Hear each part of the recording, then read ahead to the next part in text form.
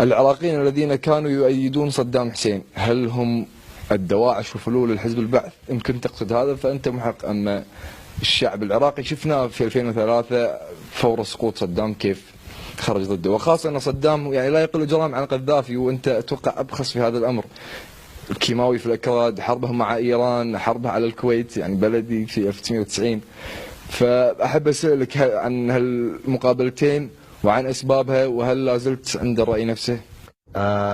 I didn't say thanks to Saddam Hussein. I said thanks to the people of Iraq for their courage, their strength and their indefatigability. And I did not know then, in 1994, that the Iraqis would have to find so much courage, so much strength, so much indefatigability in the 20 years or more that have elapsed.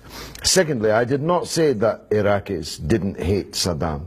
I said many Iraqis hated Saddam, and many Iraqis did not.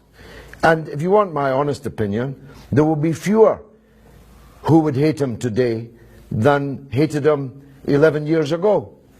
I think most Iraqis would like to turn the clock back to before Blair and Bush invaded, occupied and destroyed their country.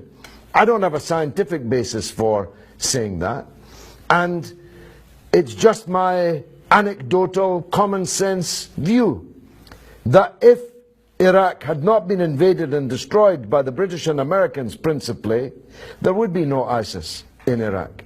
There would be no ISIS in Syria. Saddam Hussein was a tyrant.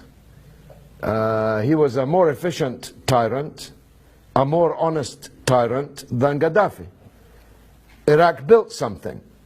That's why the West wanted to destroy it, because it had a science base, because it had a powerful military, because it was a threat to Saudi Arabia, a threat to Israel. That's why they wanted to destroy it. But he destroyed two countries, Iran and Kuwait.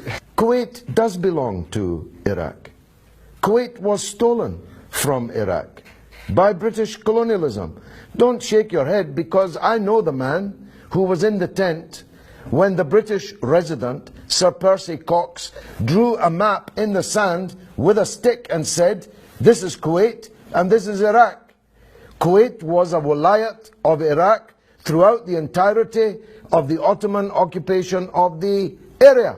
It was the wrong thing to do to invade and occupy Kuwait, and I said so at the time. You can check it. It's on TV and it's in Parliament.